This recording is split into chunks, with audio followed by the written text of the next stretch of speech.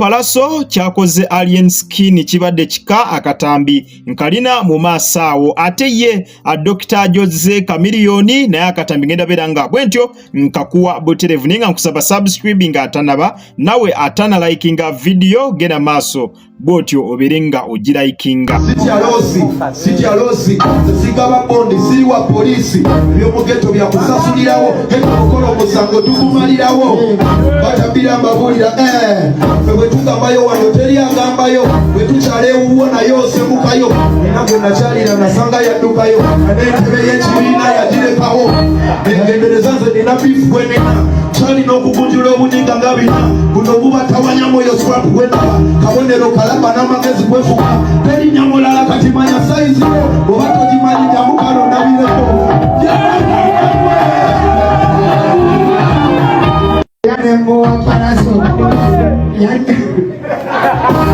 ulira yanonya kweni yupi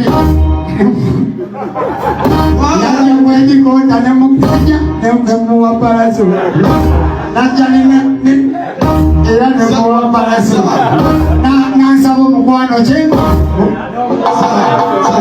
ngunyumiza ekyali ku kitebe twatwale nga tutebalina mu bigere fike nga mupya kyalina mikebe akolakani mukokikere kupiira mbu bwafulufiga tupima golola naswaziniga togeza twabalamuka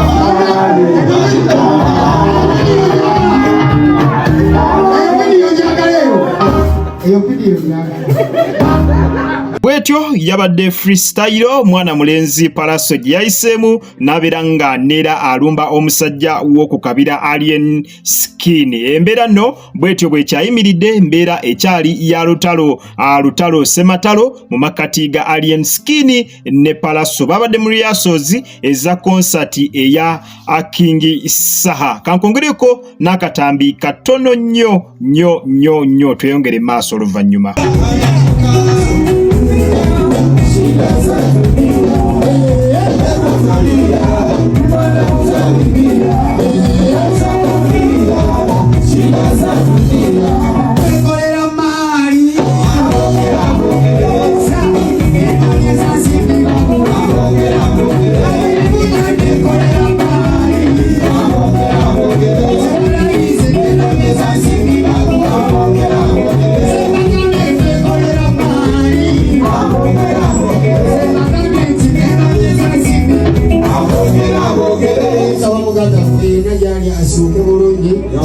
Akasawo bakujanja befiti akoma wategulika demwe bare fiti ya man big up on Dr. Jose Chameleon salutation sir yo man Adis jetari kachiri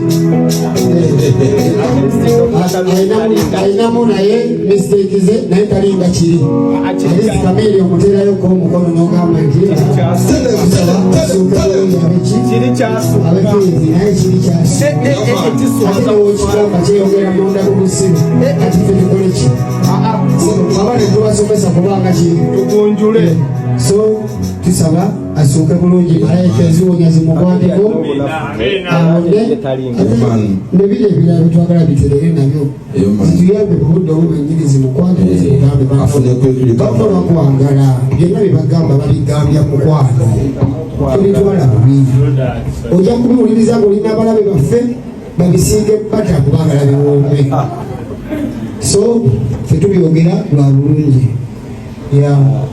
okusinzira katambi ako kova okulaba twandibanga enkolagana eya King Saha ne Dr. Jose Chameleon weewaawo yandiddawo fa abadde abali baagala ennyo abantu bano abayimbi ababiri ng'oli faani wa Chameleon at the same time ng'oli faani wa King Saha era ng'oyagala nnyo abayimbi bano ababiri era ng'oyagala nnyo balaba nga bali bombi twandiba ng'essaawa yonna bano ababiri twandiddamu okubalaba nga munnange bazzeemu ne bakwatagana.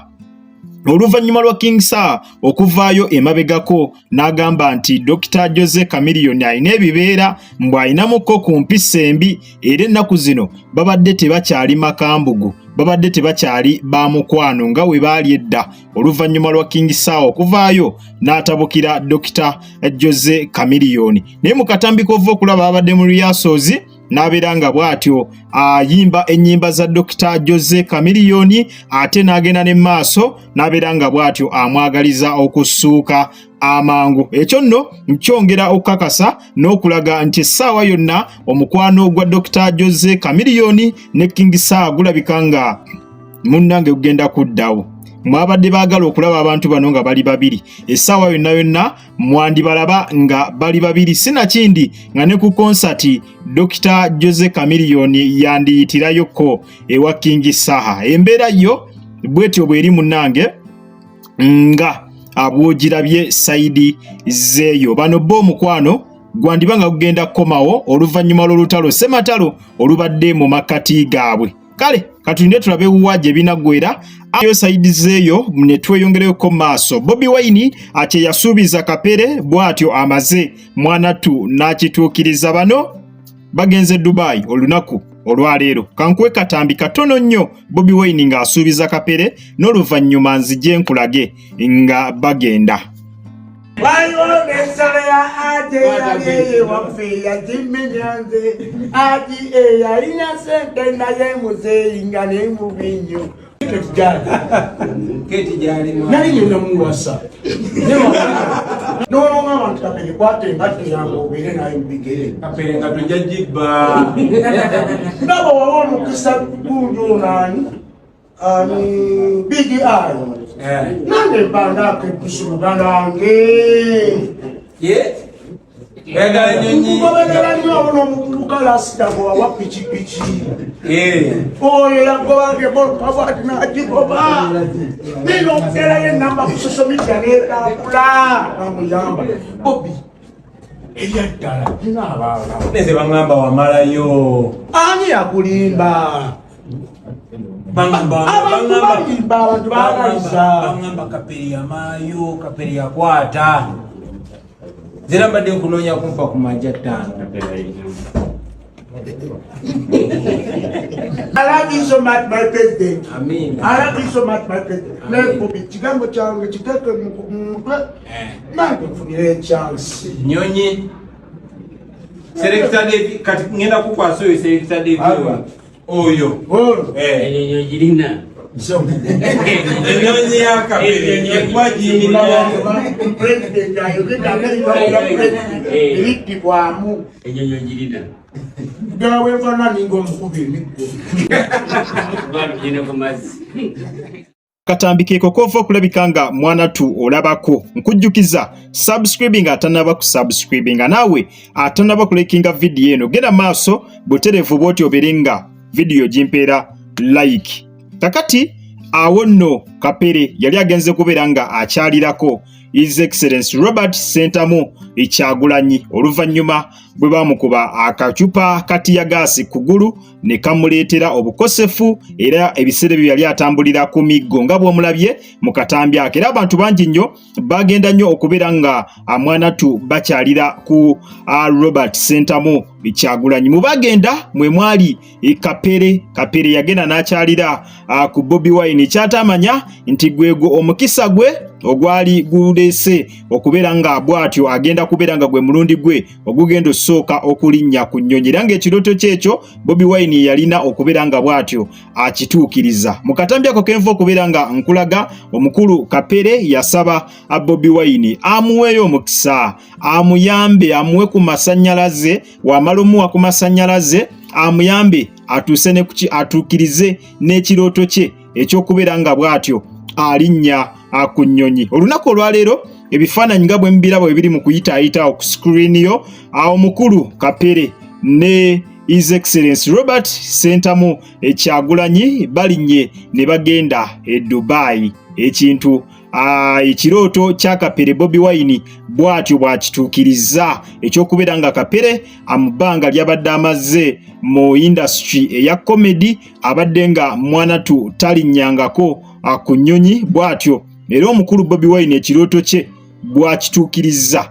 Abantu bwe batyo Katonda bayongere okubeera nga awo omukisa. Ntegeeza abantu nga Robert Sentamu Kyagulanyi kyovulaba Katonda akyababulesinga nnyo olw'ensonga nti nibo baba balinnya amadaala ag'enkana gatya still bajjukira omuntu wa wansi. Kino nno akyongedde okulaga nti ddala amazima Bobi Wine ye muntu omutuufu gwe musaanye okubeera nga mwesigisa entebe ey'eggwanga lino ntegeeza ku bwa president, kubanga asuubiza n'atuukiriza. Abakulembeze bangi nnyo basuubiza ate ne batasobola kutuukiriza ebyo bye babeera basuubizizza. Naye ono ye Kyagulanyi Ssentamu asuubiza ate takoma kusuubiza kwokka wabula n'okutuukiriza, amakinga sure nti bw'atyo atuukiriza. Akatambi ako kaali 2024 omwaka oguwedde Bobi Wine we yasuubiriza omwami oyo okubeera nga isaawa yonna yonna agenda tuukiriza ekirooto kye ekyokulinnya ku nnyonyi. Abasinga